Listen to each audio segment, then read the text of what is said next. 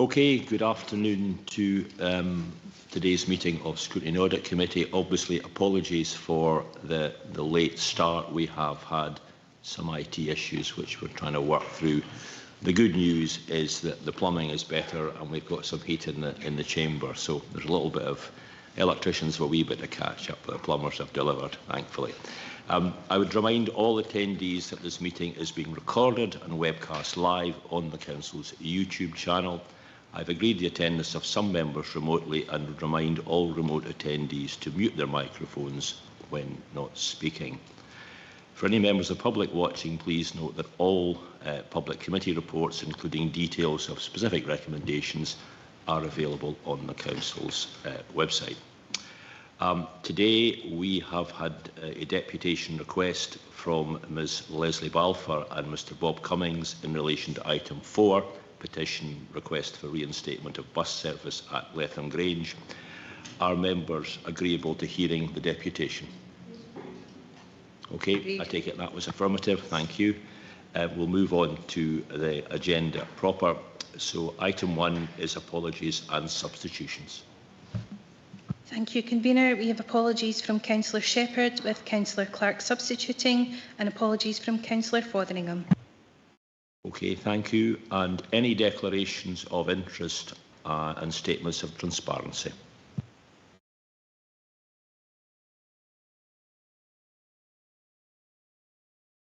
Okay, we don't seem to have any. That's fine. So we'll move on to the minutes of the previous meeting. That was the committee meeting on the 25th of November.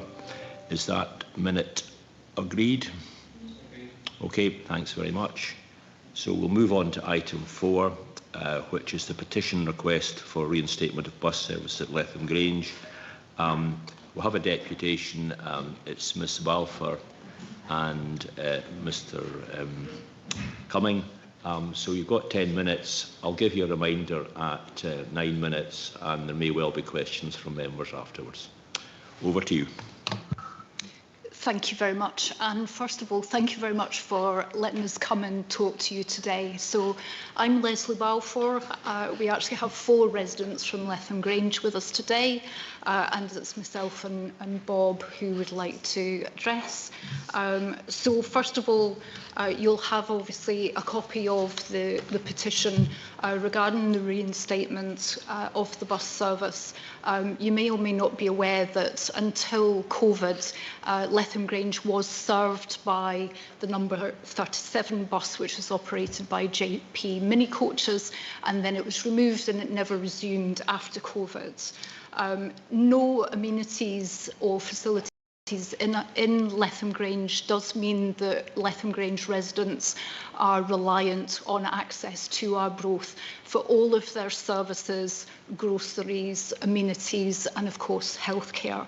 And there are quite a number of non-drivers who reside at Letham Grange, and the only way that they can get into town is via taxi, which is usually round about £14 for a one-way trip. And also there is a bit of difficulty in being able to actually get taxis at the moment. We had an amazingly strong response to the petition. There were over 160 of our residents actually were supportive, and we also had support from both Chapelton and St Vincent's residents as well.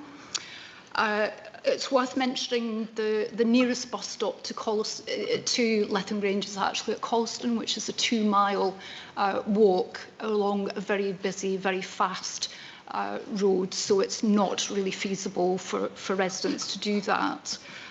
We are aware, obviously, that there are regular bus services to Forfar and to Brechin that route through Freecombe, and this might present an opportunity, perhaps for review or consideration of looping in Letham Grange.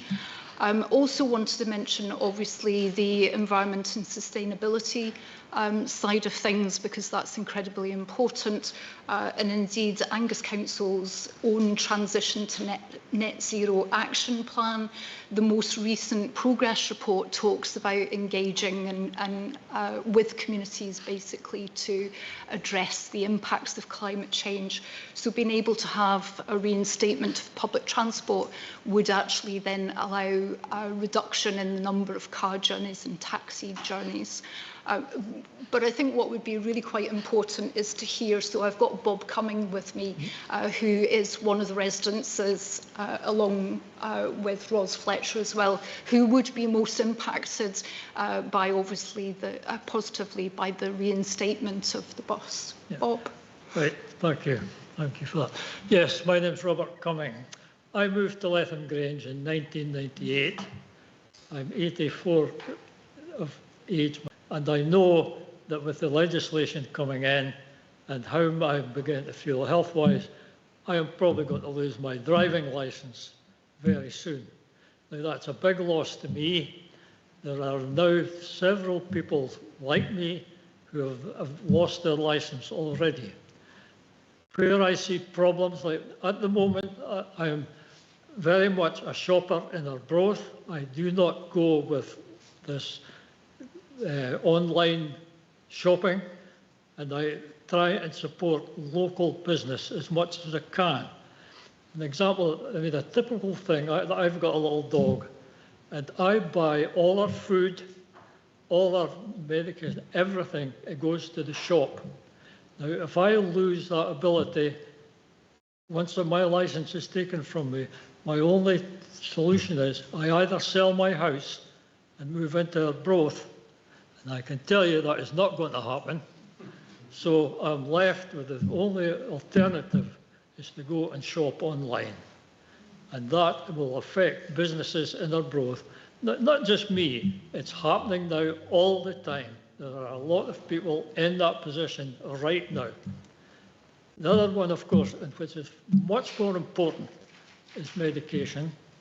At the moment, again, I am a regular at the doctor's, but also I have to go to 9 Wells every 2 or 3 months because I suffered from 2 big melanoma operations.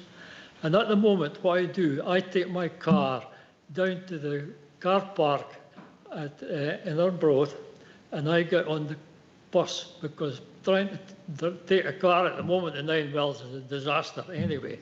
But once I lose my licence, I'm going to be, that's it, I have to get the bus. But how do I get into Arbroath to the bus? Like it said, taxi if you can get one, or depend on neighbours. And that's not a good idea. And yet there are buses passing up the road just 2 miles from us. There's actually a bus, I don't know where it's coming from, but it passes along the inner road.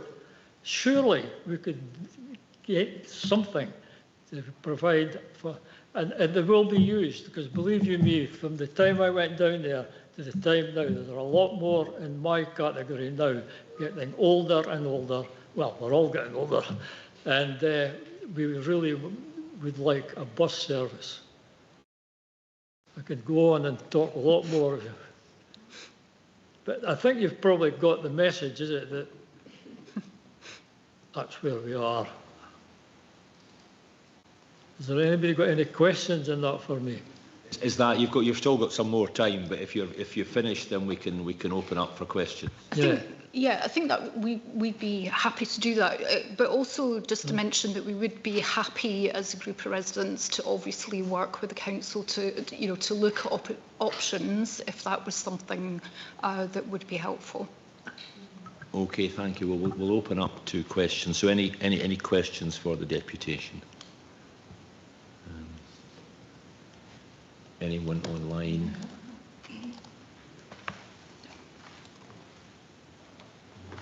Don't see anyone. Yeah, thank you. Yeah, I always feel that there's that kind of awkward pause if no one asks a question, and sometimes that's not because and you know, we're not interested in what you've come to say, and certainly been listening very carefully to the lived experience and the barriers that you face. Obviously, there's been a good response to the petition, and you know, a healthy number of signatures, which demonstrates the interest within the community in Lethlum Grange. And you've come with your story today, which is really helpful. But do you have a kind of an idea around, perhaps within the petition, how many people are kind of directly impacted on a day-to-day basis? Yep, so I also meant to pass on the apologies of Audrey, who actually submitted the petition. Unfortunately, she had an appointment that made it unable for her to attend today. I don't have an exact number, but what she did feed back to me that there are now quite a number of people within Lethlum Grange who are non-drivers. And things like access to healthcare is particularly important, as you heard from Bob, and also Ros, who's with us today, who is also a non-driver. I actually brought her here today. So I don't have an exact number, but I know there are a number of residents that are impacted. And I guess if, depending on the outcome of today and what's agreed, but if it progresses forward and there is further opportunity for engagement, you'd perhaps be able to kind of gather those voices and those experiences and kind of help tease out the numbers in terms of determining the need. Yeah, absolutely. We'd be happy to do that. Mm-hmm. Okay, I've got Councillor Proctor in the chamber and then Councillor Bell. So Councillor Proctor.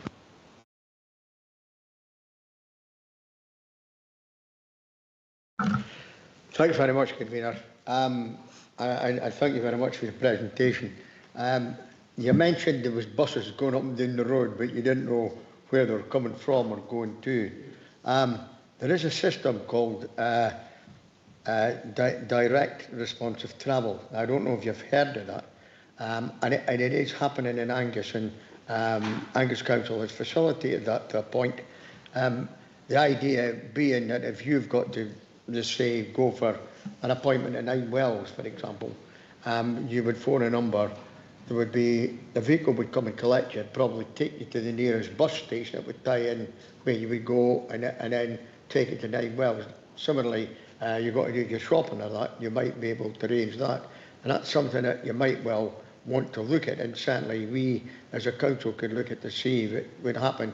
I know in my ward, which is quite rural, Kirriemuir and Dean, it actually is operating, and certain people up the Glens can make use of it. It's something you might want to, it might help you. Okay, thanks for that, Councillor Proctor. So Councillor Bell online, and then Councillor Devine. No, not now. Councillor Bell. Okay, on you go. It's okay, Convener, thanks. I was going to raise the demand responsive transport option, and it sounds like the community would be keen to engage with the council, so hopefully that's an area that can be explored. Thanks. Okay, thank you for that. Any further questions? Councillor Cowdy. Councillor Cowdy. Thank you very much. So this is my ward, and I am aware of this issue. It's been raised with me repeatedly by several different constituents since I've been elected, so I'm very, very aware of the urgency of this, I think.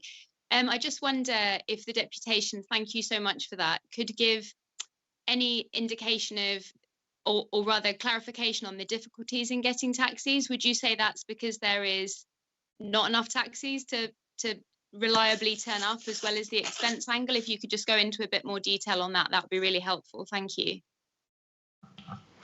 Yes, indeed. Thanks very much, Councillor Cowdery. It is actually both of those things. So there are certain times of the day when it's very difficult to get taxis, often around school times. I believe Mondays and Fridays are also particularly difficult. And I know that so that you obviously have the financial implication in that it's £14 for one way, so that's £28 essentially to attend a GP appointment or to go to the shops. but also the actual number of taxis that are available, and equally the number of taxis that perhaps allow for maybe dealing with those with mobility issues are also limited. I was very interested to hear about the direct response transport. That certainly sounds feasible, but yes, taxis are a challenge, I believe. Okay, Thank you very much. Thanks, Councillor Cowdery. Yeah, I think probably, I mean, I represent Montrose. I think post-COVID, the number of taxi drivers has greatly reduced, and that is certainly a problem. Okay, if there's no further questions, if you can take your seats back on the back row, we'll now deal with this item, and then you'll be free to leave once we move on to the next item. So, thanks for your contribution. Okay, elected members, I'll hand over now to Alison Watson, who will introduce the report on this item. Thank you, Convener. This report presents a valid petition from residents of Letham Grange requesting the reinstatement of a regular bus service to enable residents to travel to and from Arbroath by public transport. Details are provided in section 6 of the report in relation to a decision made to withdraw the service at the budget setting meeting in 2020. An analysis of all subsidised local bus services had been undertaken in December 2019, and it was identified that this contract provided least value to the Angus local bus network. However, contracts are currently out to tender for renewal of the contracts in place, and the tender process provides an opportunity for the Arbroath rural local bus network to be reviewed. My colleague Ian Leith, team leader from Transport and Infrastructure Services, is on the call today and is able to take any questions on the tender process and potential for the bus service to be reinstated for Letham Grange. Thank you. Okay, thank you. Any questions for Mr. Leith, who is online? Okay, I've got questions online from Councillor Bell and then Councillor Melville. So, Councillor Bell first, your question to Mr. Leith. Thanks, Convener. Yeah, Ian, I was wondering if it would be possible within scope of this review that the Letham Grange issue could be incorporated, and also the broader scope of that review. How many rural routes might you be looking at the moment in that? Thanks. Thank you, Councillor Bell. Just through yourself. The issue of Letham Grange has been a long-standing issue. So when the service was withdrawn back in 2020, it was of some disappointment to the transport team that we'd lost services within that area. So we've continually worked over the last 5 or 6 years to try and get some sort of solution for the area, and that's included looking at alternative nearby services and rerouting them. It's not been possible just because of the overall impact on the timetable with those services. And what it would mean is other areas would have lost the service for us to reroute it to Letham Grange. However, different operation models, including demand responsive transport throughout Angus, has given us an opportunity to look at the rural Arbroath area. And this year, the bus services within that area are up for tender. So prior to receiving the petition, the team had already identified Letham Grange as part of that tender. So the tender will go out over the next 6 to 8 weeks. The results will be analysed, and then obviously the results will come. I'll come back to the team. There's 2 options that we could potentially progress with. That is re-establishing a limited bus service to Letham Grange, or potentially looking to develop demand responsive transport services within the area. However, the caveat of that is that either of those are affordable within the budget that's allocated for transport. So after analysis of the tender, that will allow us to come back to a future committee meeting and present the options to committee for approval. Okay, thank you for that. Are you happy with that, Mr. Yes, on you go, Councillor Bell. that was really helpful, Ian. Thank you. I'm just thinking about looking at the whole system and the potential opportunity costs, if you like, of not providing a better public transport system when people are unable to get to hospital appointments. For example, the impact on the NHS. They lose a lot of resource on missed appointments, and if it's a challenge to get a taxi and people can't get to their appointment, that affects other parts of the system. So in terms of best value, for example, I think it's really helpful to look at the wider societal issues if people don't have access to transport. So just perhaps a consideration there. And that's maybe something that policy and resources need to look at. Thanks. Okay, thank you, Councillor Bell. So I now have Councillor Melville, Councillor Cowdery, Councillor Proctor and Councillor Devine. So Councillor Melville, over to you. Thank you, Convener. Thank you, Ian, for that overview, and I also want to say thank you to the deputation as well. Listening to that, I think that we understand the issues that are at play here and how serious it is for a lot of the residents. I think it's clear that a solution's got to be found one way or another, because paying £14 one way for a taxi simply is not sustainable. We also heard from the residents sort of towards the end of their deputation that they are willing to work directly with the council to look at a solution here. So my question is, what opportunities are there for the council to work directly with residents on this to try and find the right model? I know from my own experience and working with you, Ian, on the demand responsive travel scheme in my ward, how successful that's been, and I just wonder what future opportunities there are to expand that. Obviously, it comes with a cost, and that'll be part of the tender exercise. But I think it's important to work directly with the residents to find a model that suits them. So really, just looking for a commitment that you'll work directly with them on that. Thanks, Councillor Melville. And yeah, a clear commitment that we'll absolutely do that. I think the process that we went through in the Sidlaw ward for similar communities like Teeling and Bridgefoot, Burnside of Duntrin, meeting with the community helped us develop a service that hit the ground running and was really designed to cater exactly to what the passengers needed. So any future demand responsive transport services or bus services that are new, it's absolutely something that we would look to do, is have that consultation phase with the community. Okay, thank you, Mr. Leith. Moving on to Councillor Cowdery. Thank you very much. So this is similar, I think, to Councillor Bell's question, but I think possibly even more specific, just on the scoring system, Ian, around the value for money. On the third point, percentage of workers using the service, I totally understand. I can imagine why that has been pulled out as a key ask.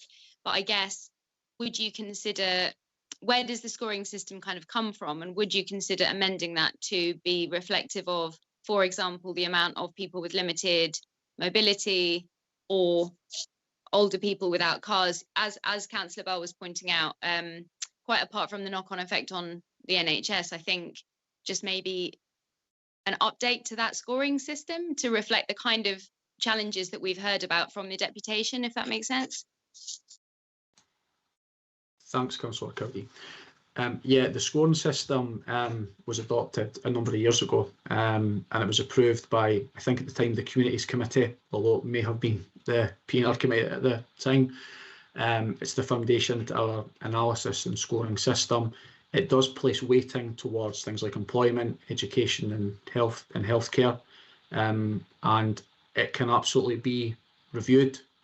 There's no issue with that, although it probably would be unable to be reviewed in time to be used as part of this process. However, this is an annual process in terms of looking at the transport budget and which communities receive bus services and unfortunately which communities may not. So having another look at the scoring system is more than possible. Okay, thank you. Councillor Proctor. Thanks very much, Convener. Mr. Leith, I think you've kind of answered some of the questions which I was going to ask, which was basically, I think it would probably be good to do a sort of study which would compare the limited transport vis-a-vis the direct responsive transport. And again, obviously, the community have got to have a big say in this, because it's them who require the service. So I think you did say that there would be consultation. And do you think that's a viable way ahead?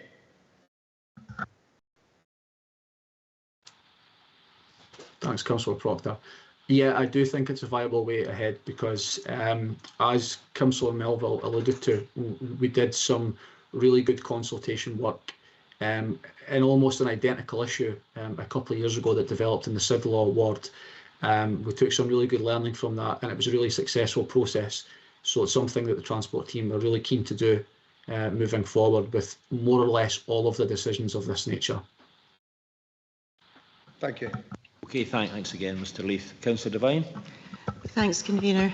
This committee is not a decision-making committee as such, so I would propose that, especially with the commitment that we've had from Ian Leith to work with the community, that we go with recommendation 2, which is to agree that appropriate action has already been taken or is planned, and that is what it is, and no further action is necessary. Yeah, I think I've probably got a seconder for that. Thanks, Councillor Devine. I think you jumped in before I had a question to ask. But so if you allow me to ask my question first, and then I'm quite happy to pick up your proposal. You're the convener. The question I had, Mr. Leith, is I'm acutely conscious that we are we're in the budget setting process, and in fact, I think any budgets now have to be crystallised, so to speak. What latitude are you going to do? I mean, you're going to carry out this work later on in the year after budget. What degrees of freedom are you going to have to reinstate this bus service? Thanks, Councillor Duff.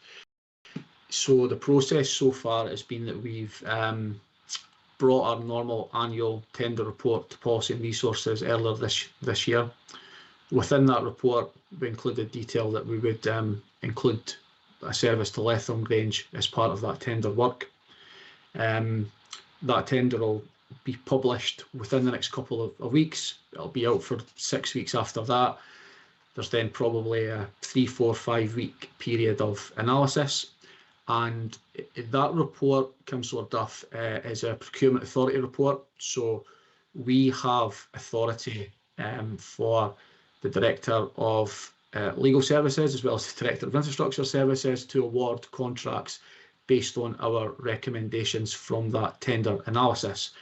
However, given there's this issue to deal with as part of that wider tender, I think the recommendation within this report is to bring it back to a future committee for consideration. So our recommendation would effectively be based on the outcome of the tender. We are definitely keen to return services to Letham Grange. We have a couple of different plans that would allow us to do that. However, the budget has to be available to be able to support that, and that will obviously be borne out through the tender. Okay, thanks. I think that clarifies up. So I'm quite happy to accept the proposal from Councillor Duff's, Councillor Devine, seconded by Councillor Gregg, that as we go for option 2, which is agree that appropriate action has already been taken or is planned and no further action is necessary. And you've heard the commitment from Ian Leith to look at this in great detail and work with the community. Are we happy that that's a decision we can take? Pass it, to effectively say the work is effectively in progress. Councillor Speed. Yeah, thank you. I mean, it does sound promising. It does sound that there is opportunity there to liaise with the community and to determine what options might be available that might match, including the demand responsive transport. I'm just wondering if there proves to be budget challenges or there's an offer made that the community don't feel is going to be able to meet their needs, what would be the route back for them then? I'm just concerned if it doesn't come back to any committee, where do the community then go? I mean, I think, as Councillor Devine has reminded us, we are not a decision-making committee. I mean, I imagine the process, and Mr Lorimer will correct me if I'm wrong, that this will come back to P&R committee, I think, and P&R committee then can take a judgment on that, and clearly, if they wanted to take some action, then they could do that. They are a decision-making committee, and they're the committee that eventually deals with finance. So I think that's the appropriate place for this to come back, I think. Mr Lorimer? Yeah, thanks, Convener. Yeah, just to confirm, I think from what Mr Leith said, the intention is to bring a report back on this particular issue once those tenders have been analysed, and we can assess the budgetary implications as part of that report. So there will be a further report, not to this committee, but to the Policy and Resources Committee. Yeah, thanks. That's fine. I was just seeking that clarity and that assurance. I just wanted to be sure before we progress forward, and also so that the deputies in the room could also hear what that pathway looks like, and that there would be a report comes back. Thank you. Yeah, so whatever happens with Mr Leith's work, it's going to come back to P&R one way or another, and obviously some of us sit in that committee and other members are on that committee. I think I've got a further question from Councillor Cowdery. Thank you.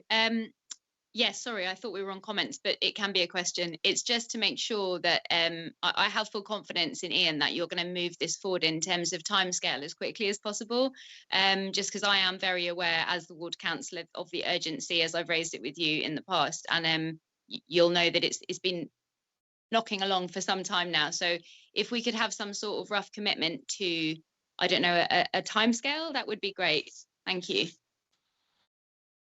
Thanks, Councillor Cowdery. Yeah, there's already a clear timescale in place, because, you know, the reason for the tender is because we have contracts with existing operators, and those contracts have to be renewed. I think the renewal date off the top of my head is potentially at the end of May. Some of them sometimes tip into June, but May, June, that's the type of time frame that we need to deliver the analysis by. Now, the implementation of a new service may take slightly longer than that, because we have to get resource in place to be able to provide whatever that service may be. However, that is our timescale, the end of May, June. Okay, so that is a fairly clear timetable, and presumably it will come to a P&R committee in that appropriate time frame. So no further questions. Any comments from any members? No comments. Okay, right. So we've agreed to go for option 2. We're finished with this item. Okay. Thanks very much indeed, and thanks for the deputation. Thanks for coming in.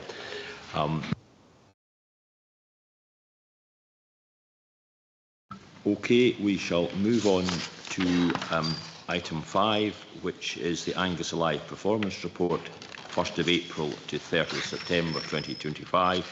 And I'll hand over again to Mrs Watson to introduce this one. Thank you, Convener. This report presents Angus Alive's performance report for the 6-month period from 1st of April 2025 to the 30th of September 2025, in order for Scrutiny and Audit Committee to review the governance and assurance arrangements in place. The report demonstrates how Angus Alive is performing against the key performance indicators identified to measure the goals outlined in Angus Alive's business plan. Today we have Colin Knight and Ian Stevens from Angus Alive joining us to present the report and to answer any further questions, and I'll hand over to them now. Thank you. Okay, good afternoon. Do you want to say something first, or are we... Okay, over to you, Colin. Yeah, no problem. Thank you, Convener, and thanks, Alison. In terms of the report itself, it was just to take you to section 5 of the report that you're seeing at section 5.2, just to give some highlights from the report here. The Libraries and Archives team, we've seen the number of new members for the service has remained largely consistent. We compared to the similar half-yearly figure from last year, we're slightly down at 1.36%. Below the equivalent from last year. At museums and galleries, we've shown growth in visitor engagement and activity delivery, mainly driven by successful programming and exhibitions that we've got into place. The number of visitors increased by just under 3,000 to equivalent period in 24-25. In sport and leisure, we saw our Be Active membership surpass a total of 10,000 during Q2. Alongside that, there was a slight increase to the number of attendances by 845 over the same period, and similarly, our group fitness classes increased by 6.4%. In Countryside Adventure, we've introduced some new services, new attractions, including Angus Aquasplash and the development of volunteer Friends of groups across Minnicky, Crombie and Forfar. So that has seen attendances increase in those areas.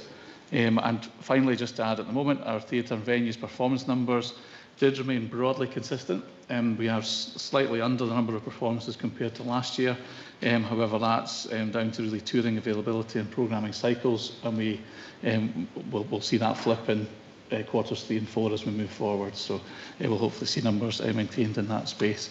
So both Ian and I are here today, obviously, to take any questions and comments from the committee. Okay, thanks very much indeed for that. I think it is good that we are looking at a half-yearly report, and it is relatively current, because I know in previous years there's been complaints that the report has come, it's quite old when it comes. This one is obviously much closer to where we are in time. So any questions? So Councillor Bell to start with. Councillor Bell. Thanks, Convener. Colin, thanks very much. Lots of interesting information in the report, and it's a really good read, so thank you for that. I wanted to look at page 61 under the health walks, and obviously I know how much work is being done around prevention and proactive care. The qualitative data that sits below that, I'm not sure how deep that goes, but it would be really good to get an understanding of how it's helping people improve their health, reduce isolation and loneliness, for example, and improve their mental health and well-being particularly. And if you've got anything around how that information is captured and what improvement people are seeing, and also the impact on our health services as well. Thanks. Yeah, thanks very much, Councillor Bell. I think in terms of the data itself, gathering in the background, we have a lot of information, whether that's case studies or comment from customers, which really get to the vital part of this work, which is the impact on people and how that can make a huge adjustment to somebody's life. We're working closely with Walking Scotland at the moment, who were previously Paths for All, as to how we fund this work in the future and how we demonstrate that impact as well. And in terms of the NHS, we're also working with Health and Social Care Partnership very closely on this as a suite of work around health and wellbeing. So without giving exact details and numbers today, Councillor Bell, I can come back to you with information on the details around that as we build this picture for Walking Scotland as well. Thank you. Okay, thank you. Any other questions? Councillor Speed. Yeah, thank you. Yeah, it's always good to read through these reports, and it does go into good detail. One of my favourite subjects, as you know, is access office service and provision within the library, and I know that it is a small part with regards to what you do as a service, but nevertheless is vitally important for those that need it.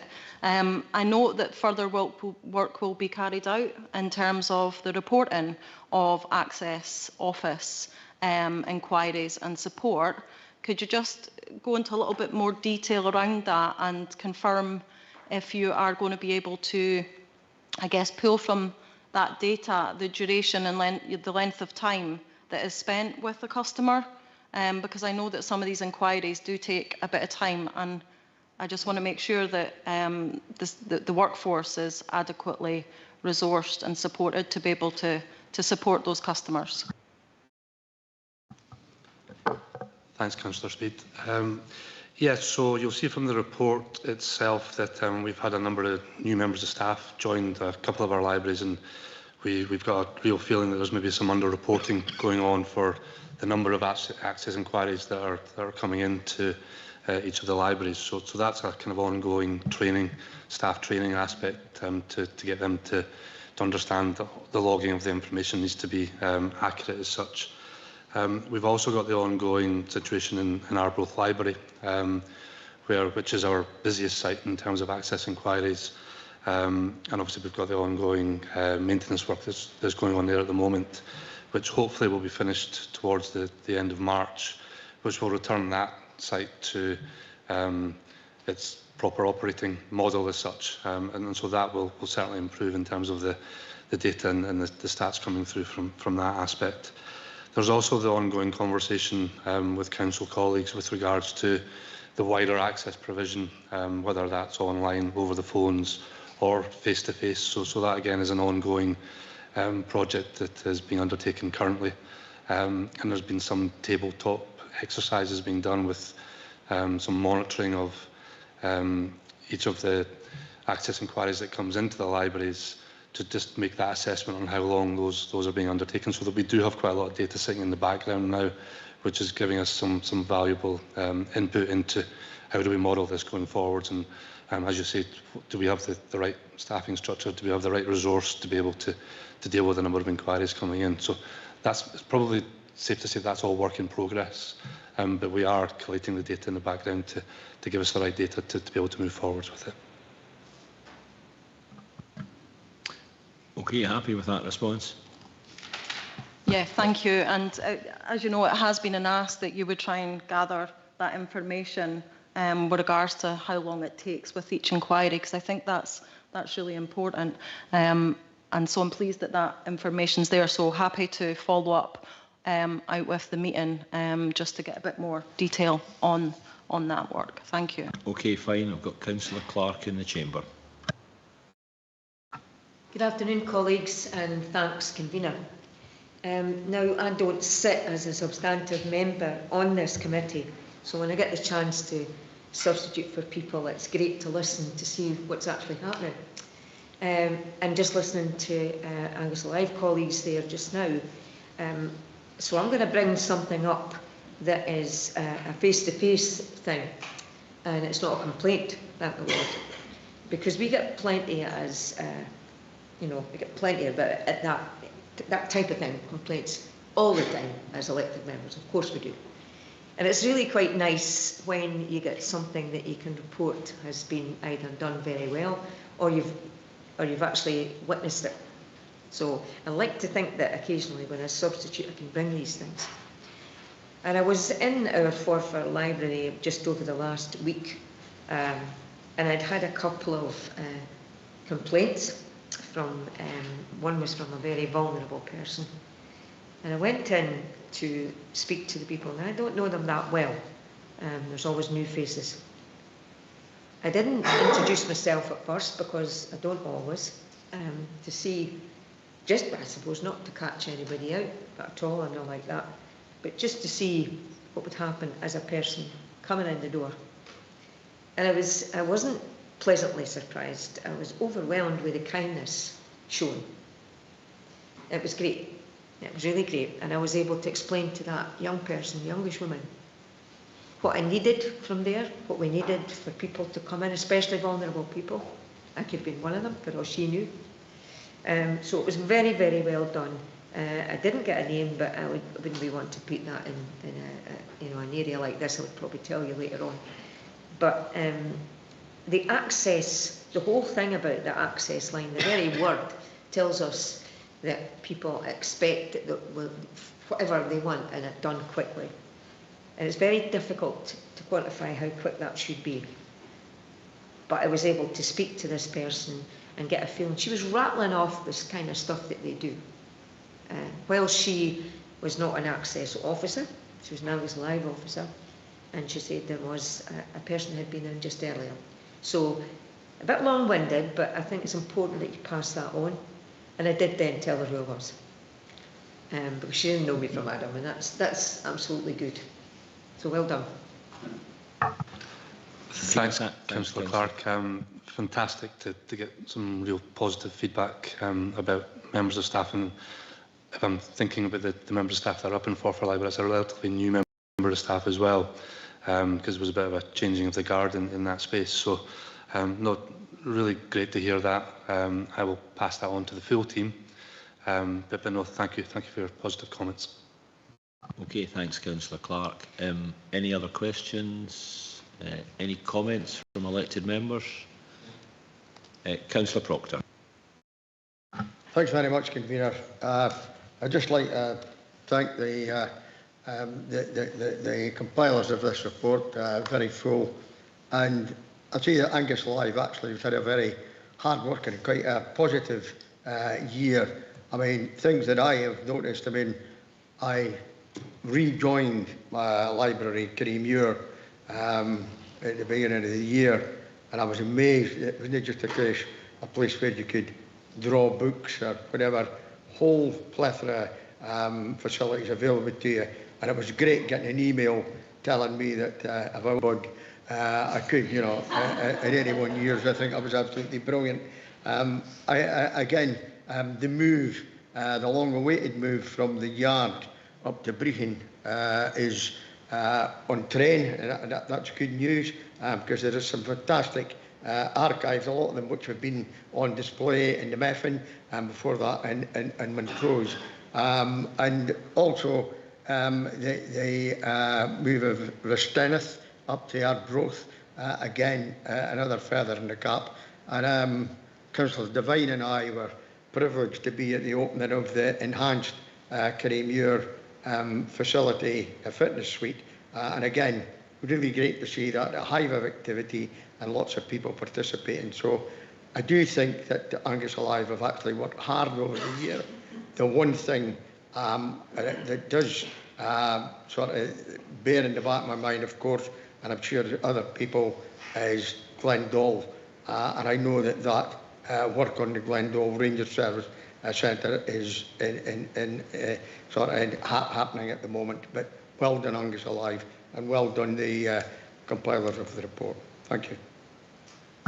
Okay, thanks, Councillor Proctor. Any other comments? Councillor Devine. Thanks, Convener. No, there's a huge amount of information in this report, and it is very positive. And I think we have to be so proud of Angus Alive, because when we look around the country and we see libraries closing and swimming pools closing, Angus Alive has managed to keep them open and in good, up to good standards. I go to the gym quite often up at Forfar campus, and people are always very helpful there as well. I'm particularly keen on the preventative work that's going on, and quite a lot of the people who come in having had GP referrals are now taking out memberships. So that's good news for us, and it's good news for them as well, because when I notice quite a lot of people who are older at the gym, which is great. They're keeping themselves healthy. Thank you. Okay, thank you. Councillor Speed. Yeah, thank you. Really just to echo the amount of good work that has gone on this year through Angus Alive, across our outdoor places and spaces, our leisure centres and libraries and museums. I often do just focus in on the access office part, but that is often because I'm updated throughout the year in terms of the works that are going on everywhere else. And for me, the access office part is, it's the public's face-to-face opportunity and ability to be able to engage with the council through that service. So that's how I will continue to keep checking in on progress with regards to that service. But yeah, I think well done to Angus Alive for their work this year, and it's great to see those membership numbers continuing to increase. Okay, thanks, Councillor Speed. No other comments? Well, I'll give you my comment as well. Like Councillor Proctor, I have rejoined Montrose Library, and that was probably being initiated by accompanying my granddaughter to the library. And I think the library staff, I think, were in Montrose, I think, are very good. I think the facilities for young people is very good. The sort of play boxes, etc., entertained them for quite a long time. So yeah, I think on the serious stuff, I think it's a very good report. I look very closely at the data in terms of number of visitors, etc. And I think in almost all areas they're very positive. So that's really good to see, and well done to Angus Alive and the staff. So I think we've been asked to review and note the report. I think we've done that. So thanks very much indeed to colleagues from Angus Alive. Okay, we'll move on to item 6, which is Tayside Contracts Annual Performance Report. And I think that's going to be introduced by Kelly McIntosh. Thanks, Convener. Agenda item 6 presents the Tayside Contracts Annual Performance Report for 2024-25. Section 4 provides details of governance, assurance and monitoring arrangements, with Section 5 mentioning some of the key achievements. I'm joined today by Dougie Mackay, Managing Director of Tayside Contracts. Mr Mackay will provide a short overview and then be happy to answer any questions. Thank you. Okay, thanks, Kelly. Thanks, Convener, for just giving us the opportunity today to come along and present the annual report. It's just a matter of some other introductions. Just like to introduce to behind me, I've got Ewan McNaughton, Head of Operations within Tayside Contracts, and also Dan Kidd, a strategic lead, finance and governance. They're here to answer the difficult questions that I can't answer. So, as Kelly's said, this is our annual performance report that covers the 1st of April 2024 to the 31st of March 2025. So, unlike the Angus Alive colleagues, we're actually presenting information here that's just about getting for a year out of date. It's just the way that our cycle works, but something that I am looking at as Managing Director to see if we can bring this up at an earlier stage. So, just summarising on some of the points. So, the annual performance report ties in with our 5 strategic priorities within our business plan. That's outlined within the covering report. The other areas within our annual performance report, so Section 1 covers a high-level overview of the key points. Section 2 goes into a bit more detail in relation to our performance against those 5 strategic themes, which are referenced in the cover report, along with key highlights, case studies, but also some of the pressures and next steps that we're going to take. And then finally, within the report, within Section 3, it covers our business plan KPI summary. So, first of all, just giving some of the highlights. So, overall, our income totalled 98 million. That's 91 million of that was generated from the 3 constituent councils, which are part of Tayside Contracts, a 4% increase on the previous year. What I would say is that turnover was pretty much all associated with cost increases like pay award and inflation. That wasn't due to growth, actually probably a slight decline due to the budget pressures that we're all aware of within councils. Angus' contribution to that 91 million was 26.5, so 29%. We achieved a distributable surplus of 813,000. That was ahead of our budgeted figure of 670, so a 21% increase on our distributable surplus. And Angus Council received 236,000 of that increased surplus versus its budgeted position of 194. On our school meals, again, we had a positive position where we increased our school meals by 3.6% over the year. That's roughly about 6 million meals across all areas within Tayside Contracts. Within Angus Council itself, as is referenced within the report, nursery meals about 162,000, primary just under 860,000, and secondary 440,000. So 1.5 million meals delivered by Tayside Contracts over 24-25. One of the areas that we are all keen to be focusing on is the uptake on free school meals. Within the Angus area, the free school meal uptake was 63.6% and secondary 46.5%. It's something that has been going on since post-COVID, collectively with all 3 council partners along with Tayside Contracts to see what we can do to improve on that. And there's a school meal action plan and a group in place to work through collectively together to see what we can do. And a focusing on that is roundabout food and what it is to people, the different types of food that can be provided. The dining experience is also an area that's been identified, helps increase school meal uptake.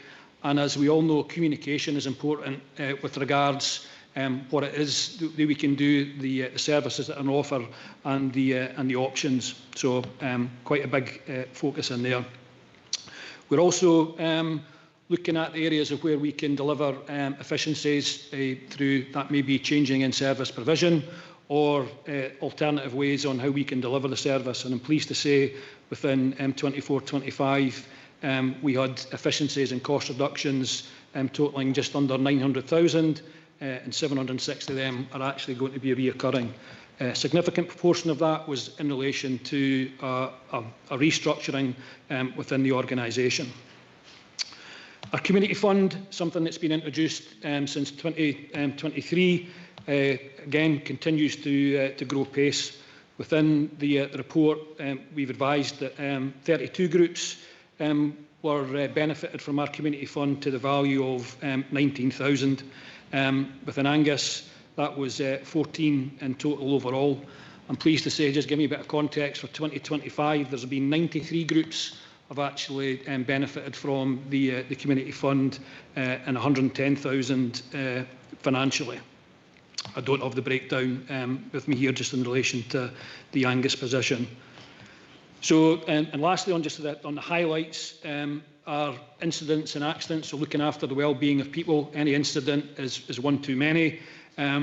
We'd like to have these as zero, but we had a total of 119 incidents, down 4% on the previous year, and our RIDDOR reportables to the Health and Safety Executive was 13. That was down 24% on the previous year. Some key pressures that we experienced through 24-25, as I've made reference to, the ongoing issues with sort of both local and global economies, the pay award, increase on the inflation, all had an impact on Tayside contracts and budget, and that pay award was settled at about 1.5% higher than what we'd actually budgeted for. That's about £1 million additional cost to Tayside contracts. Ultimately, we try and minimise as much of that can be passed on, but the reality is that that £1 million then has to be passed on to the customer, which are the 3 constituent councils. However, despite that, the other challenges of recruitment, retention and some localised areas of higher levels of sickness absence that we were looking for and monitor on, there were no service failures. So as all those challenges, we were still able to deliver the services as we would expect. The next steps, what we've been looking to develop, identify within the plan, we're continuing our financial development, medium-term financial plan and change plan, something that we continue to review and evolve, and as part of our current budget process for 26-27. We also had a focus on stakeholder engagement. So rather than just committee meetings for ourselves within Tayside contracts, but the opportunity to attend Scrutiny Committee here today is an example of that ongoing engagement with elected members. And we believe that's just providing a deeper assurance of our effective and creating new opportunities to engage with the 3 councils. We also undertook what we refer to as a strengthening collaboration. So within our business plan, we were looking to see where we could get additional income commercially, but also maximise the opportunities within councils. And just because of some of the changes that have taken place over the term, this year is 30 years of Tayside contracts in existence, the understanding of what Tayside contracts is about and how it can support councils to deliver services has been diminished. So there's been an exercise going on across all 3 council areas, engaging with senior officers to be able to strengthen that relationship and be able to demonstrate what Tayside contracts can deliver. One of those additional connections is about our performance. So we're here today delivering on our annual performance report, but we've also created an online dashboard for joint committee members, and that was undertaken as part of a member officer working group and established to pick out the information that they felt that they wanted to be able to have access to on a daily basis. It doesn't give up-to-date daily information, but it's information that they can access at their own leisure rather than having to wait for information to come through either a formal joint committee or through a formal performance report. And this has been very well received. We also have our Investors and People Action Plan. As has been, we've heard here already today, the need to make sure that we are supporting one of the key aspects of our organisation, and that's our employees, through a wellbeing strategy, recruitment and retention, to ensure that we can minimise and reduce sickness absence as much as we can, but at the same time being able to attract talent and make sure that we are the right size of organisation to deliver the services that we're engaged to do. And then education. One of the key things that I'm looking to do within my new role, but Tayside Contracts has always been looking to do, is strengthen engagement with the schools, universities, other education establishments, to be able to enrich that learning experience, support positive career pathways and attract local talent. And finally, I just want to give an overview on our supported self-assessment. It's not directly a reference in a particular section within the annual performance report, but this was an overview, a commission that was undertaken by the three chief executives of the three councils and the managing director at the time, Keith McNamara, to look at was Tayside Contracts still the appropriate place to deliver these current services that we're reporting on today. And I'm pleased to say that that came back as a resounding yes. That was still an appropriate avenue. What came out of that, though, were a number of recommendations. So there were 10 recommendations, 7 of which have been completed, 3 are ongoing. And we also had an action plan where there were 15 actions, 15 of which have been completed and 3 are ongoing. As a sample of that, the joint committee engagement sessions that I have made reference to today, an overview by our clerk with regards governance, a question and answering document that we've provided to be available for all committee members and something that we're looking to get published on our website, a schedule of agreed activities, so making it clear what the services that Tayside Contracts deliver is available and visible. That's on our website. And also the development of the performance framework that I've made a reference to here as well. So all of that, we believe, strengthens the transparency, streamlines reporting and allows members to focus on what matters most to them, which is their communities.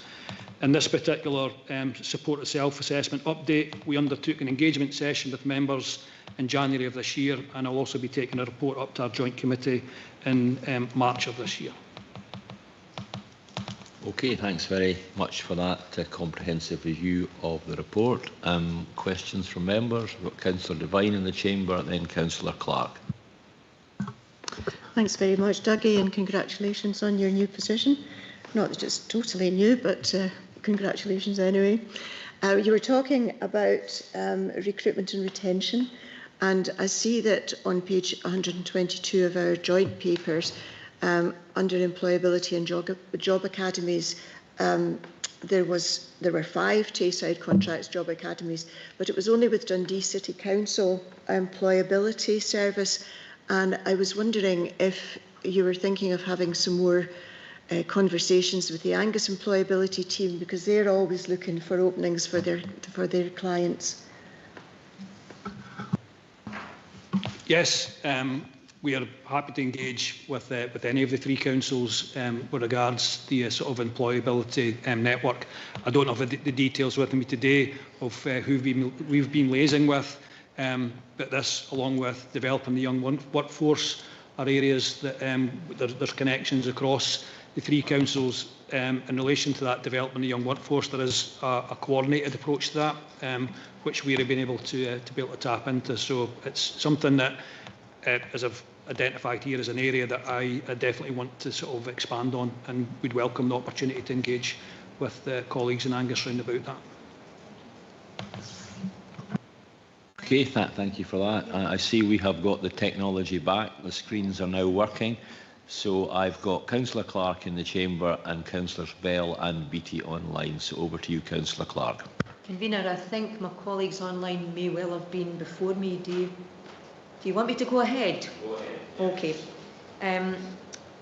Dougie, nice to meet you. Never met you before.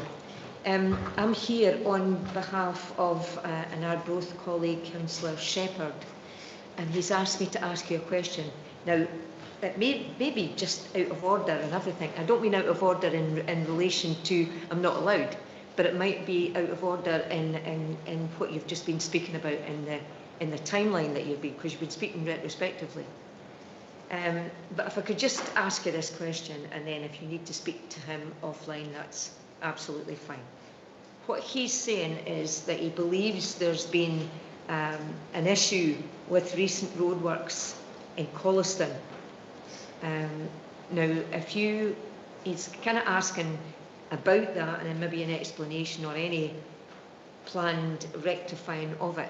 But if you want to ask him, and convener with your indulgence, if that's something you want to get in touch with Martin about, then I've delivered it, and that would be up to you. Yeah, I'm happy to pick up on details with Councillor Shepherd. I am aware of the situation, so I'm not going to sit here and say that we're not aware that there is a particular section of the road surface that was recently undertaken at Colliston that requires some attention and remedial work. So that's factually correct.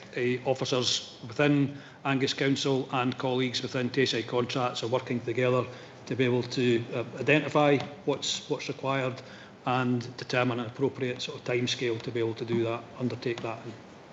If I could ask you just to give Martin a note of that, that would be great, because I don't know anything about it. I'm simply related. Yeah, that's no problem. Thank you very much. Do that. Okay, thank you, Councillor Clark. So I've got Councillor Bell and Beattie online, and then Councillor Proctor. So Councillor Bell. Thank you very much. And convener, I'm hoping you'll let me squeeze in 2 questions here. On page 107, Dougie, and it's a really good report. I really appreciate the detail in it. On the gully cleaning, I see in Angus that you've exceeded the target by over 7,000 gullies cleaned. Now, I often hear anecdotally that people never see their gullies being cleaned, and they're complaining about it, although I don't think it manifests in actual complaints. But I wondered if that exceeding the target is down to problems like blockages and flooding, or if there's what is the planned approach to cleaning gullies, and do you particularly focus on areas where flooding is a problem? And also as part of that, given the amount of flood water we've had over recent times, I guess how are we going to prioritise? Is that sorted now? How are you going to prioritise any particular problems that arise from that? And the second question is around the wellbeing strategy. Really pleased to hear that that's been taken very seriously, and I wondered how you're particularly going to encourage your male colleagues to take up opportunities there, because from my time working in the council in this area, it was quite a challenge. They seem to be quite reluctant to engage in things like wellbeing, but I really hope you overcome that particular hurdle. Thanks. Okay, thank you, Councillor Bell. So, in relation to the first query around about the gully cleaning is undertaken on a regime that's agreed, if you say, with our council colleagues. So, on a frequency, for example, of once every 12 months, the aim is to get round the gullies. Now, I said, I've just given that as an example. I don't have the specific details of what the arrangement is within Angus Council, but I know that there has been the request for an additional resource for us to put within there to pick up on some of the longer standing issues round about gully cleaning, and they do target areas where there's maybe been some flooding. So rather than just going and saying we will clean every gully every 12 months, there are the opportunities where there's localised known problems or likelihood of flooding. They may go there more frequently. The point for me is the decisions of where we go to clean gullies and when isn't something that's determined by Tayside contracts. That's something that's determined by council colleagues, which we are then commissioned to do. So, and this is the indicator that's used to make sure that we're within that sort of target regime. So the follow on from that then is any issues that maybe you've experienced in the recent period of flooding, or high frequency rain that we've had through January and into early February. Colleagues will work together to direct the resource to make sure that these can be picked up as timely as possible. And that's the benefit of that close working relationship between ourselves and I'll say it in a non-contractual way, so not having to say there's a contract document that has to be followed. We can deviate from what is maybe planned works to ensure that services can be delivered and areas can be addressed, such as blockages or flooding. Okay, thank you. Can I just use my privileges as a chair to intervene and say, I mean, I remember in past budgets we've occasionally put additional money in the budget for gully cleaning. So is it partly depends on the budget we give you for that, or is there a bit of, you're suggesting it's fairly informal, that if we say, look, there's a problem here, you'll address that. But if we say, look, we're going to give you an extra £100,000 to clean gullies, will then you be more proactive or whatever? Instead of doing it once every year, you'll do it once every 8 months or something like that. How does it actually work? And can we actually, if we feel it's a problem, can we actually put more money into that deliberately as part of the sort of budgeting process? I know we did that 1 or 2 years ago.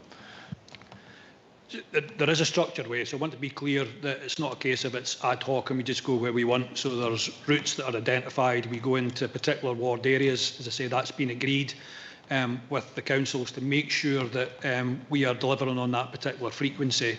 But there is those areas then where there could be flooding that occurs. So the understanding needs to be, if you're going to disrupt that schedule clean, right, okay, that's then maybe why you don't get targets that are met, because the resource is only there, it's finite to be able to do that. If there was a decision to invest more within gully cleaning, then again, that's something that we would be discussing and say, right, okay, how can that be resourced? So Tayside Contracts has a wider resource than just the gully cleaning equipment that's available within the Angus area, and that's one of the benefits. So we can pull resources from other areas to be able to do that, or we could potentially bring in other external resource because it's for a short period of time. Okay, thanks for that, and apologies, Councillor Beattie. I jumped in before you, but I've got Councillor Beattie and then so Councillor Proctor. Councillor Beattie. I've got a question just to follow up on the well-being.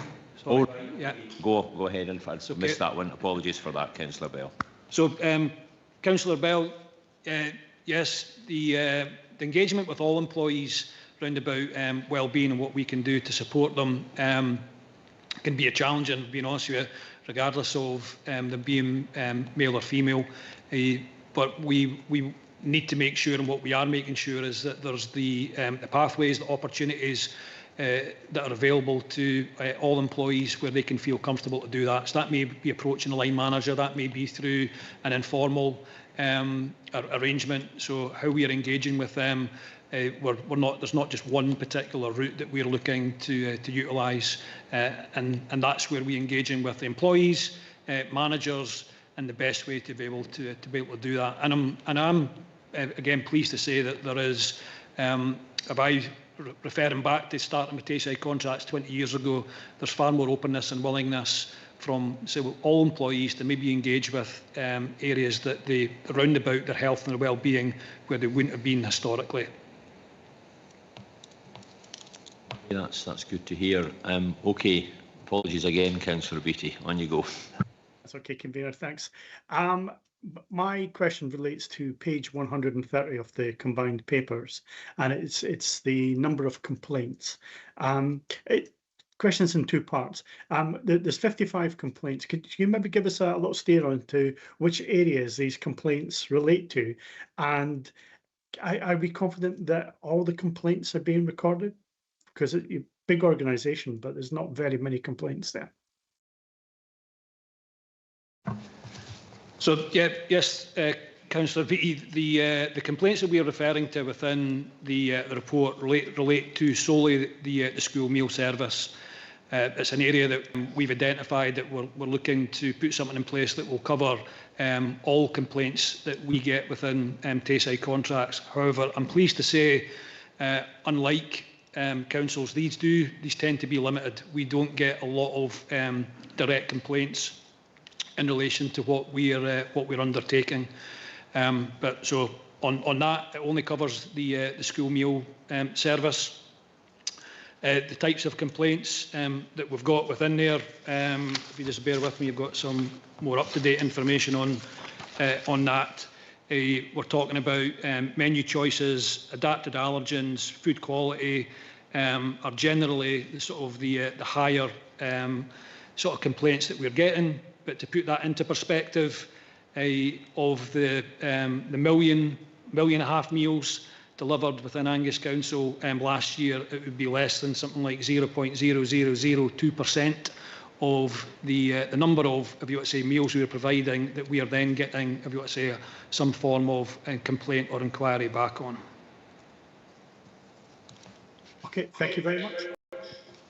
The point being that if people have complaints about roads, they will make them to the council directly, not to yourselves. Whereas clearly you've got an interface with the consumer, if you like, with school meals. Which yeah, that's correct. But we do get complaints that could come in. So somebody's not happy with the way a member of staff has maybe conducted with themselves. I am and it's something that I've discussed with senior officers within the council, and that question has been asked about that interface of complaints that come in to the council that maybe relate to the services that we're assisting with. How do we make sure that we've got a joined up approach to these particular responses? And that's been discussed as recently in the last couple of weeks. Thanks for clarifying that. So, Councillor Proctor. Thanks very much, Convener. And thanks very much for that very comprehensive report. I appreciate that Tayside contracts have got a very wide and varied portfolio. You do an awful lot and people don't realise that. You just didn't go around fixing potholes or whatever. But my question really does relate to roads and maybe some of the other topics that have been mentioned, maybe like the gully cleaning and whatever, and complaints. Have you got sufficient resource to carry out stringent sort of quality control on the work that you carry out, particularly on the roads?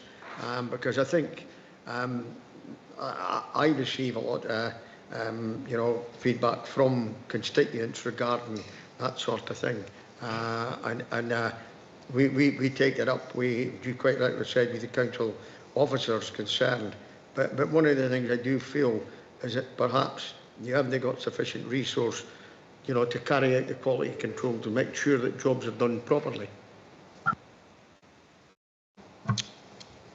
What I would say, we have supervisory staff that are in place, so they're there to plan, programme and make sure the works are being undertaken, but they're also part of that quality control process. We have our own internal quality team, we have our own audit process that is undertaken to be able to go out, and then there's the, if you want to say, the commissioning side's quality, so those who are asking for the works to get carried out. So officers within Angus Council will go out and there's joint inspections undertaken of the works that we're doing. So as we've sort of covered within the report, I think there's just under 500 orders issued, 12 of those identified as areas that maybe needed some attention, and actually so far this year of those 12 there's actually only 3 that have been asked to progress because they were of the standard that wasn't expected. What I would say is that I suppose it's about that perception of, and the areas round about potholes. So depending on how they're getting repaired. So if it is about just actually filling the defect, making it safe as it's been referenced, there is a good chance that you will get deterioration round about that, and that's recognised, and within Angus Council look to try and do as much as they can as what they call a first time fix. So the perception is from the the constituent is that, look, something is broken up again, it's just not been done properly. But the reality is it's not the case. It's actually, and I'm sorry to say, the condition of the asset, right, okay, that just continues to deteriorate. And there are a lot of decisions that have to be made which are around about what's affordable, right, okay. So something may be done, it's been done to the specification, the standards that's expected, and there's an expectation that that's going to be infinite life-wise, but a period down the line it starts to deteriorate, and that's just because of, again, officers trying to make the money go as far as it can, right, okay. And these are the difficult decisions that are having to be made, not just within Angus Council, but across all 3 council areas. Thanks very much for that very honest answer. Thank you.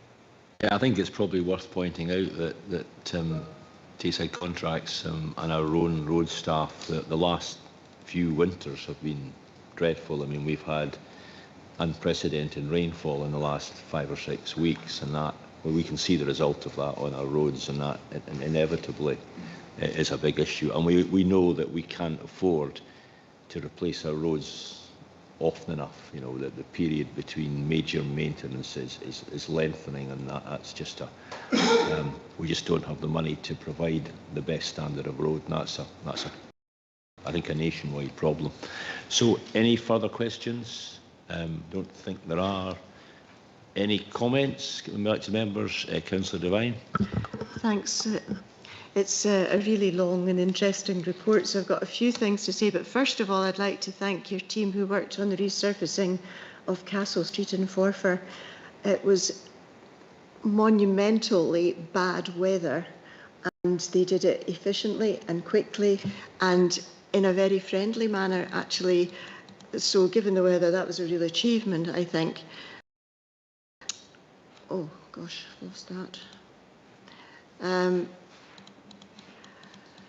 I'd just like to pick out a couple of things that struck me. It's excellent to see you're trying to tackle engine idling. I just came out of the campus today, and there was a bus there idling its engine, and it's so bad for health, generally speaking, but it impacts on those with asthma and predominantly children who are at that exhaust level. So it's really important to tackle that with your drivers. Also, your sustainable asphalt usage, and it is impressive with its CO2 and fume emission reduction. And I really commend your biodiversity work at Collis Quarry. I mean, it all helps, but it's too often forgotten. So that really is great. I'm interested too in the Best Foot Forward project. We had the head teacher of White Hills Primary at our Family Education and Justice Committee meeting, and she was telling us about the project that's going on there. So I'm hoping that that can be rolled out to more schools across Angus. But thank you very much. Okay, any further comments? Okay, I don't. Councillor Speed. Yeah, thank you. Yeah, I'll just keep it brief, just to thank for the report. I think, you know, as we know, lots of good work goes on day in, day out, and, you know, Tayside Contracts play a huge part in that.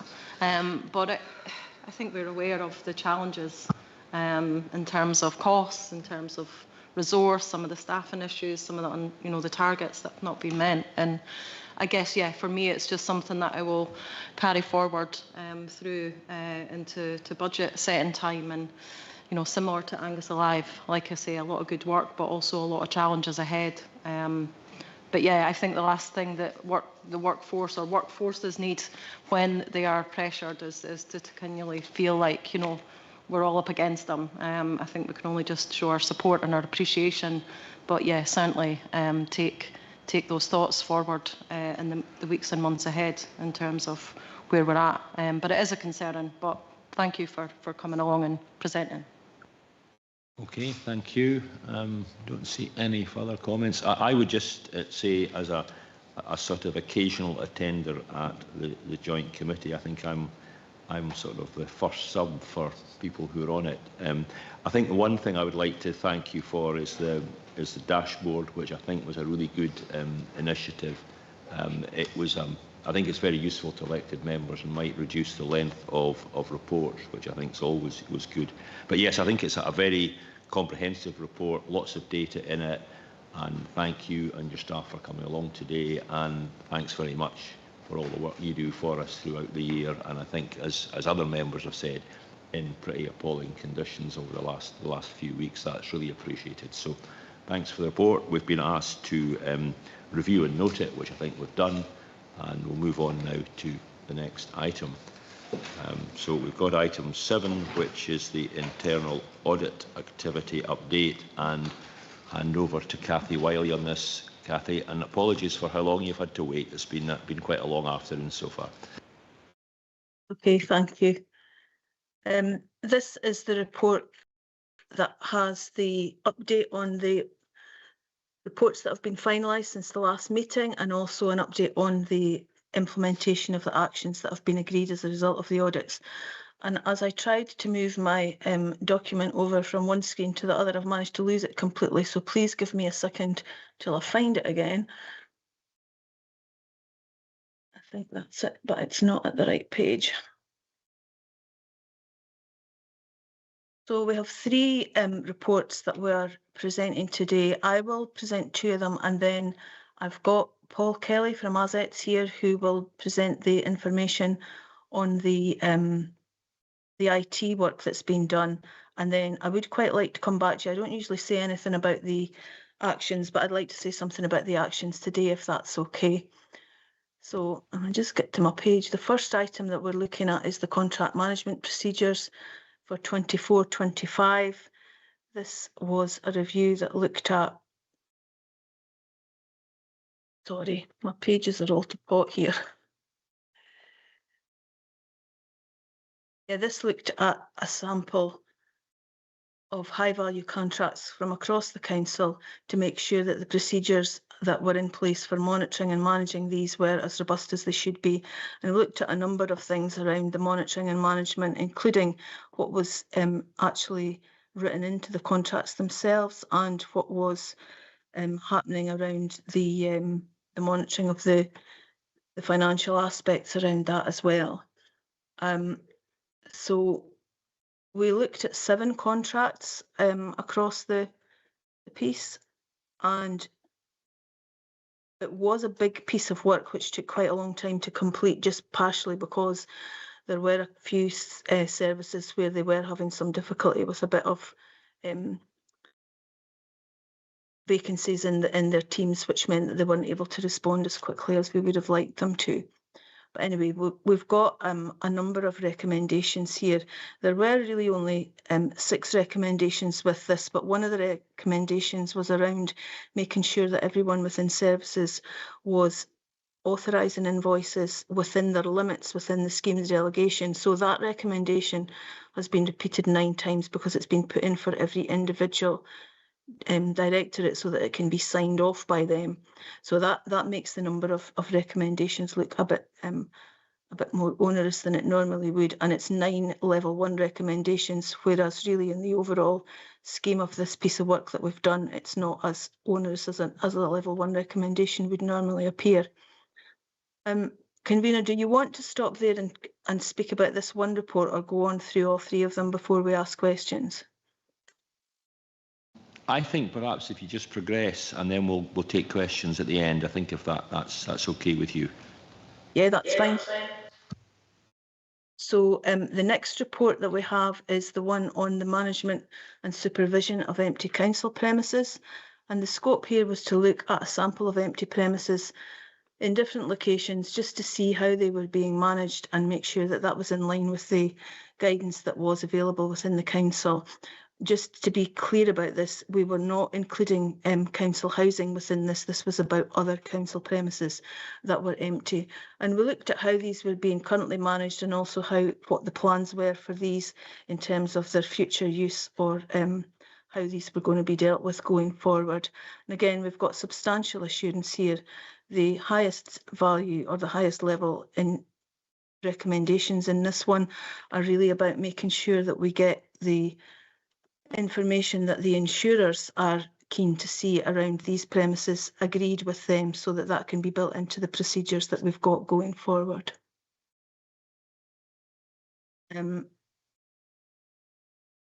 Before I hand over to Paul around the IT application strategy, I'll just talk about the actions, if that's okay. I just wanted to draw attention to the fact that we've had such a good response to the actions, and the number of actions that have been closed recently has been really, really good.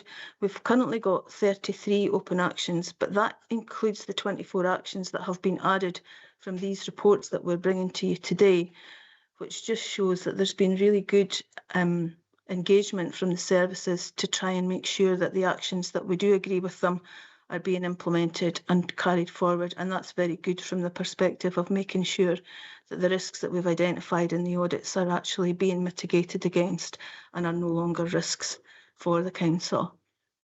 I'll hand over now to Paul just to give you a brief update on the IT audit and the IT application strategy, and then we can answer any questions that you have. Thank you. That's perfect. Over to you then, Paul. Thank you. Thanks, Cathy. Thanks, convener. So this report really looks at how the council looks at developing its IT applications. The council itself has a large number of applications, with, in terms of number, the majority typically within individual services or departments, and they're very service department specific. Although the main systems, there's a cohort of core applications within the organisation. So that's things like your finance, HR, payroll, housing management systems, etc. And we're looking at, the review is looking at how the organisation takes forward the renewal and replacement of them in a medium and long-term basis. So there was an application strategy created in 2021 with a view to set forward a plan to how council applications were to be managed, and that included things like moving applications increasingly to the cloud, making sure they're supported and rationalised wherever possible from a best value perspective.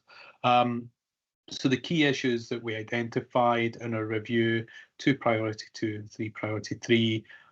So we saw that we felt that the application strategy, it was a good time to go and revisit that, given it's been 5 years since it was last reviewed, and making sure that it's aligned to the council's data and digital strategies as well. And with that, and doing that exercise, actually having that underpinned by a multi-year roadmap which set out the direction of travel, and that being linked into things like business change initiatives, as well as being aligned to the financial challenges of the council too. And we also identified some other issues there, some around about having policies, procedures and standards for applications to make sure any technology that does come in is aligned with the technology platforms of the council, and that there is a list of applications that the council maintains, and it's updating that to provide better information that will support decision making on the future direction of the applications. I'll pause at that point and hand back to members for any questions. Okay, thanks very much indeed. So have we got any the IT work or either of the other 2 projects that have been discussed by Cathy Wiley? So any questions from elected members? Okay, we've got Councillor Bell online. Thank you, convener. My question's on the IT work. Does our application policy link in with our climate change mitigation strategy?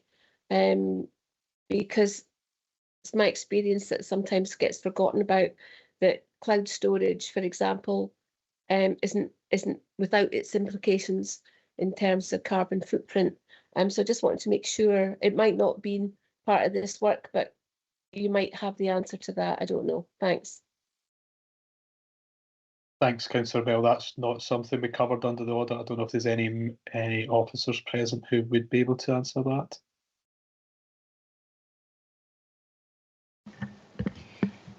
Not specifically, but I'm quite happy to take that back to the relevant officers and make those inquiries on your behalf, Councillor Bell. That would be lovely. Thank you. Okay, thank you for that. Any further questions from anyone on that? I don't think there are any further questions. Any comments from elected members? Okay, I don't see any comments, so we have been asked to consider and note the update on the progress of the planned internal audit work, appendices 1 and 2, and we've been asked to note the position with the implementation of agreed audit and counter-fraud actions, appendix 1. So having done that, I think we have satisfied what we have to do on this paper, and we can move on to paper 8. Which again is the internal audit performance measures and indicators, and hand back to Cathy Wiley for that one. Thank you, Convener. The new standards that we work to say more about performance information and what we need to do around that than the old standards did. And so as a result, as part of moving over to those new standards, we've undertaken a review of the performance information that we currently have and provide to yourselves and to CLT.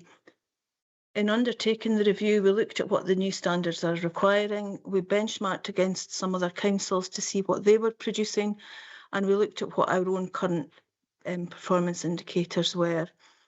The upshot of that is that we are proposing that we will continue to provide the information that we have done up to now, which is in Appendix 1, which is on page 163 and 164.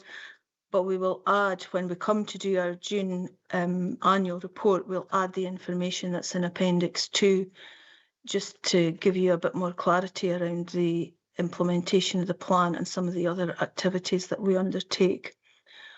One of the things that the new standards are looking for is an actual evaluation by the elected members. What it says, it's at paragraph 6.4, which is on page 161. The standard requires feedback on internal audit performance from the Board/Audit Committee. Now, obviously, we bring this progress report to every individual committee, but I think we maybe need to do a wee bit more than that. What we're proposing to do when we have the self-assessment session, which we usually do around the committee, which this year is on the 24th of March, we're going to have a session where I will step out of the room and Donna will step out with me, quite not literally, because we'll be on Teams, but you know what I mean. We'll leave the room and there'll be a session just to discuss the effectiveness of internal audit so that we can have a little bit more of a formal review of that this year. So this really, it's just to let you know what we're thinking, and if you've got any thoughts around whether these proposals are reasonable or if there are other things you would like to see as performance indicators, then please let me know. But happy to answer any questions. Okay, thanks for that, Cathy, and we will look forward to that session in March. Any questions on this report or any from elected members? I'm not seeing any questions, no hands up. Okay, any comments? Not seeing any comments, so that I think, Councillor Proctor. Thank you, Mayor. I'd just like to comment and thank Cathy and her team for producing the ongoing sort of audit reports, and it must be really time consuming, and I know for some of us, we read through them, and I do appreciate all the work that goes into them. So I'd like to thank you, Cathy, and your team for all the hard work you do, keeping Angus Council on the straight and narrow. Thank you. Thank you very much. Yeah, I think that's fair, and I think the comment on the number of open actions is the fact that we've now got them down to effectively just 9 from if you like, from old reports, leaving aside the ones from the new one. That's an awful lot better than I remember it years ago when there were huge numbers of open actions, and I remember one of our colleagues always having a rant at that at every meeting, and I think now we're under good control there, Cathy, so thanks for that.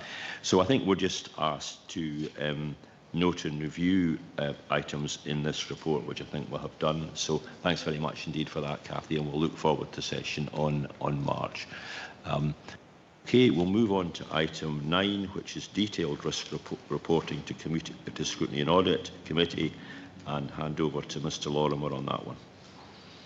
Thank you very much, Convener. Yes, so the committee has agreed a programme of detailed risk reporting over the next, it's actually a three-year programme. The next one on the list is financial sustainability, something that we have talked about in this committee and elsewhere multiple times. So I'm not going to go through it in a huge amount of detail. As it says in the report, there's kind of a few things to cover. So why is the risk included in the risk register? Well, it's been in our risk register, either our corporate risk register or as it's now called, our strategic risk register, since 2014. As a risk around financial sustainability. So it has been there actually quite a long time. I was surprised when I look back at how long it's been there. It has gradually risen, the score has gradually risen over that period, and it's been at the maximum level of 25 since 2022. So that's a little bit about the risk and where it's been in the risk register. It's there because it's such a significant risk for the Council.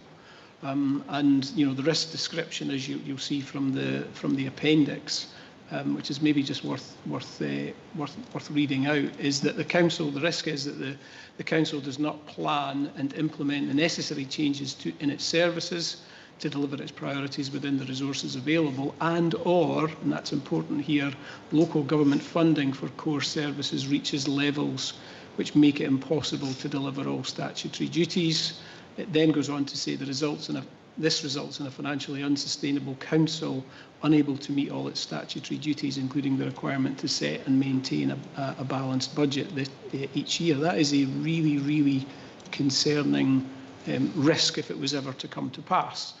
Now, I also want to cover the internal controls that are already in place in relation to this. A lot of time and energy goes into trying to manage this risk and to mitigate it, and that includes things like our medium-term financial planning that we do, the identification of change programme savings, etc., that we have, and the monitoring of the delivery of that change programme. And it's also really important that we use the resources that the Council does have available. Those are directed to the things that are regarded as the highest priority by Council, and that means, you know, ensuring there's a good alignment between budget decisions and the Council's council plan and the priorities set out in that. So a lot of work and energy goes in terms of the internal controls. What impact does the risk realisation might be? Well, I don't ever want to be around when if that ever came to pass. The impact would be very significant, because essentially saying if the risk was to materialise in full, the Council wouldn't be able to meet its statutory duties. Now that's a significant concern for the Council as an organisation, but also for the public in terms of service delivery. Why does the scoring sit where it does? It's 5 by 5. It's at the maximum level because we are concerned about the likelihood. We think the likelihood of that scenario coming to pass at some point in the medium term is high, very high, and also the impact of that happening would be very high. So it's sitting at the maximum score and has been there for the last few years. And then lastly, in terms of the mitigating actions that are in place, as I've mentioned, there's lots of things we do, and there's a number of actions that are in the risk register in terms of things we are doing there around planning, etc. So I won't go back over those. But it is really challenging for the Council as a body on its own to mitigate this risk in full. And that is because, you know, the fact is that most of the money the Council needs to deliver services locally comes from the funding allocations that are made nationally. We are at the end of a long chain of decisions at UK level, at Scotland level, etc., that determine how much money the Council has available. And you know, resources in public finances are extremely tight and have been that way for quite some time. So it's very, very difficult for the Council to mitigate this risk through actions that we can take alone. There are, in fact, the risk register and the commentary in there, and I've said this before in Council, that the current approach to local government funding of core services is not sustainable and has not been sustainable for some time now. I stand by that. I think there are fundamental concerns in the funding available to councils and the asks that councils are statutorily required to meet. We are and have done a huge amount of good work in that and trying to manage that risk, but with each year that goes past and more budget savings, etc., that need to be made, the harder that becomes, and the more increased that risk potentially becomes as well. So I'll probably stop there, convener. That's the kind of main things. As I say, it's a well-trodden path, this one, in terms of this committee's review of that particular risk. Thank you. Okay, thank you for that. Any questions for Mr. Lorimer? Councillor Proctor. Thank you, Convener. So what you basically said, Mr. Lorimer, the mitigation of that risk is dependent on what we get from central government. Yeah, thanks, Councillor Proctor. It's partly to do with that. There are things that we need to do locally ourselves in terms of service transformation. We've done that to a massive extent over the last 15 years or so, and we need to continue to do that. That job is not done. There's always new opportunities and things to look at, and our next iteration of our change programme will do that. But there's no getting away from the fact that most of the money the council needs, if we're talking about financial sustainability here, most of the money that the council needs comes from elsewhere, and so we need, I would say, some help at that level too. Yeah, thanks, Councillor Devine. Thanks, Ian. I'm really appreciative of all the work that you and your team do. I can't imagine how awful it is to have to deal with this time and time again, but we really do appreciate it. My question is about the budget consultation. I'm always on about this, aren't I? Now, it's going to be provided to, as it says, at the special council meeting in March. Now, there's a briefing the day before, isn't there? Are we going to get sight of this prior to the actual special council meeting? Because I think it would be good to have a view on it, well, just to have a look at it with more time. Thanks, Councillor Devine. Yeah, so the intention is the nature of the consultation that was done for this year's budget was more free text. So the volume of feedback that we've had is really quite significant.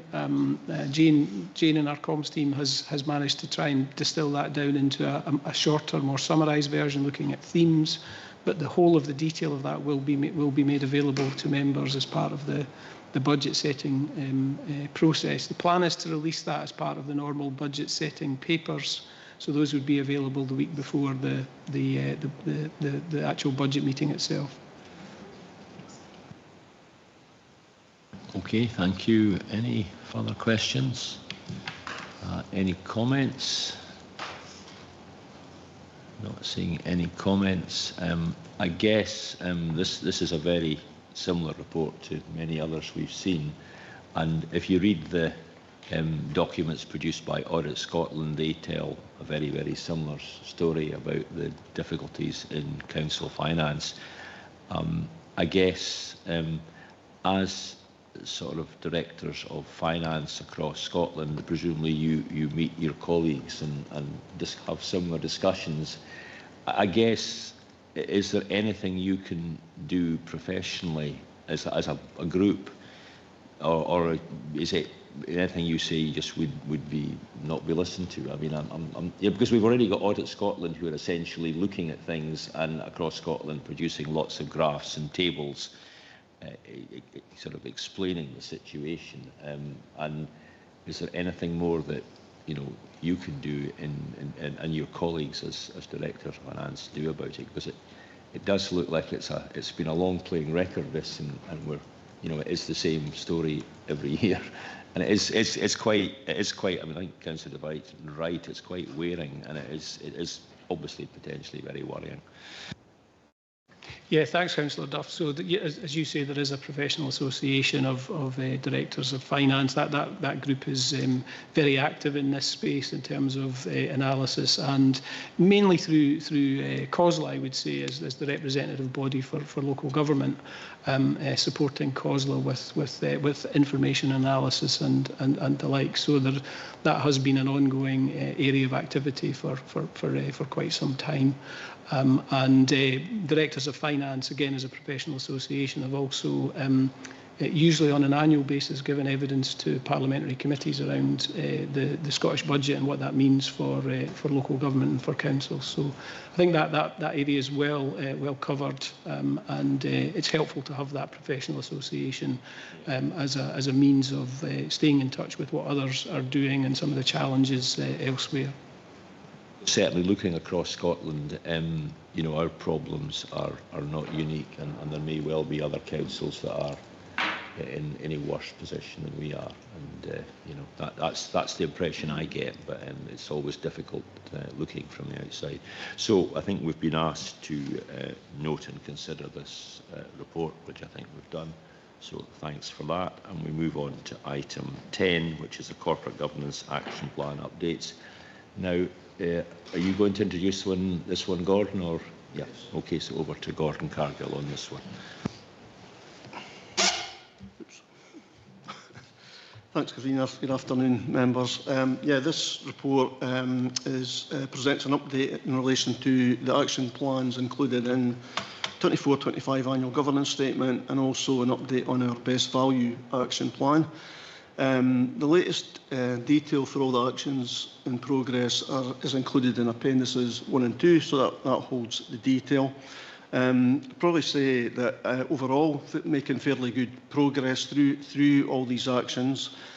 The report does include a request for 3 extensions of time for 3 actions, which is included in paragraph 4.2 of the report. But I would say that each of these 3 actions are fairly well advanced, and I'll just quickly run through them just to give you a sense of that.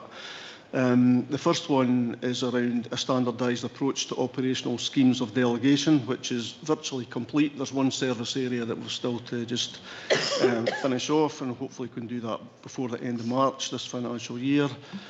We've developed a new policy store approach to make sure that our policies across the organisation are held more consistently and formatted more consistently, so that we're providing a more, making sure they're up to date and also looking a bit more professional in their presentation.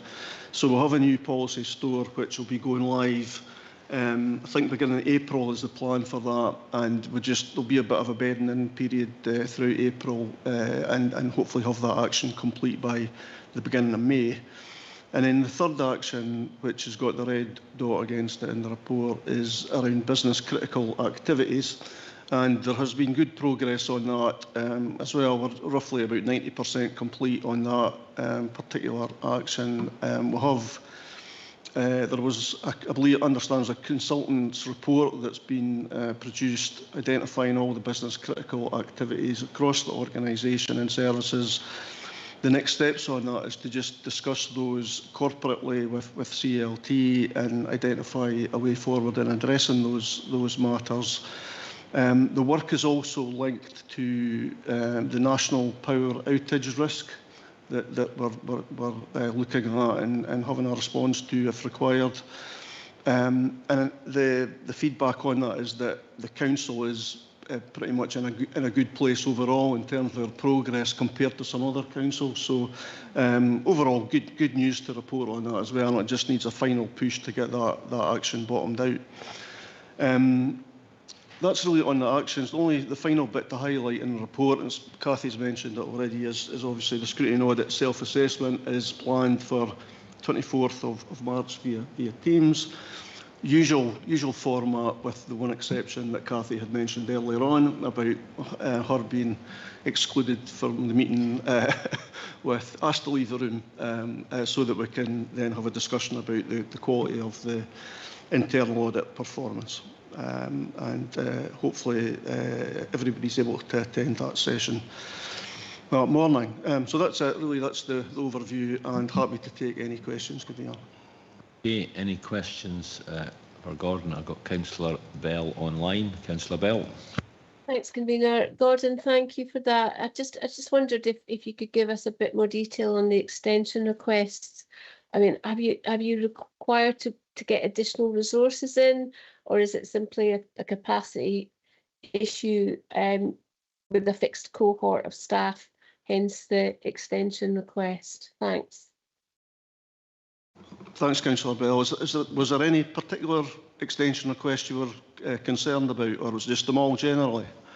All generally. I mean, I appreciate there might be different factors impacting each one, but it'd be good to get a sense of why that's been needed. I know everyone is really busy, but it'd be good to know if any additional resource has been available, or if you've required that. Thanks. No, I mean on these particular ones, I would say it's just it's just been the the original estimate of the time has just maybe been slightly underestimated. I think they've all made good progress. I mean, you can see from the scheme of delegation that was a fairly major piece of work, and we're in a position where we've only got one service to go.